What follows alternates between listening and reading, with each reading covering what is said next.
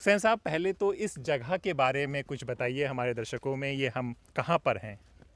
ये Aravalli biodiversity park Vasant Vihar और वसंत कुंज के बीच में है। और ये कभी माइनिंग एरिया हुआ करता था। दिल्ली विश्वविद्यालय और डीडीए का एक प्रयास है कि जिससे कि हम दिल्ली की आबो हवा, यहाँ का एनवायरनमेंट ठीक कर सकें। यहाँ पे किस लिए आए हैं आप लोग? नेचर की इम्पोर्टेंस पता होनी चाहिए सबको, और हम उसी पर्सपेक्टिव से आए हैं और हमें बहुत कुछ पता चला यहाँ पे आके। As a youth it's very important for us and it's very important part of us कि हमें पता चले कि बायोडाइवर्सिटी कितनी ज़्यादा इंपॉर्टेंट है। ये जो दिल्ली की हवा ख़राब हो रही है, हम लोग तो कई सालों से देख रहे हैं कि हर बारी इसी तरह का हो जाता है, तो उसके लिए इस तरह के पार्कों का क्या महत्व है? ये पोल्यूशन यहाँ पर हर फॉर्म में प्लांट्स जो हैं वो ट्रैप करते हैं, चाहे वो टेम्परेचर का बहुत ज़्यादा वो हो, या डस्ट हो, या स्मोक हो। जैसे आप कंपेयर करें साउथ दिल्ली को या नॉर्थ दिल्ली को, ईस्ट दिल्ली को, तो शायद साउथ दिल्ली ग्रीन बहुत है और उसमें पैचेस, ग्रीन्स बहुत ज़्यादा पैचेस हैं, और यहाँ पर इसीलिए आपकी जो एयर क्वालिटी है हमेशा कम आती है। ये चीज़ आपको ऐसी मिली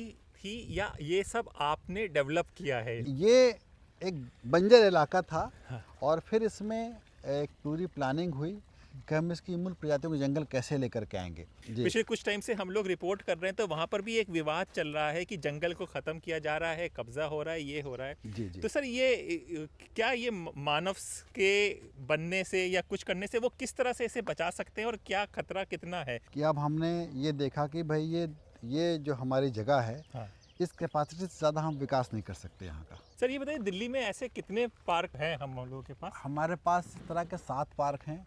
उनमें सबसे बड़ा पार्क ये 692 एकड़ का ये पार्क है।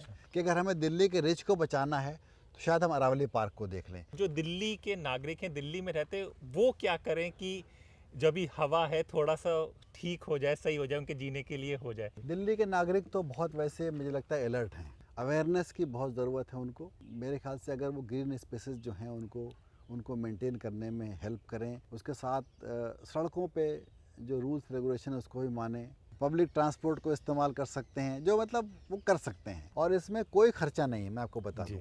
ये पोल्यूशन क्रिएट नहीं करते हैं। तो हम ये कह सकते हैं कि दिल्ली में एक जगह जहाँ पे पोल्यूशन नहीं है?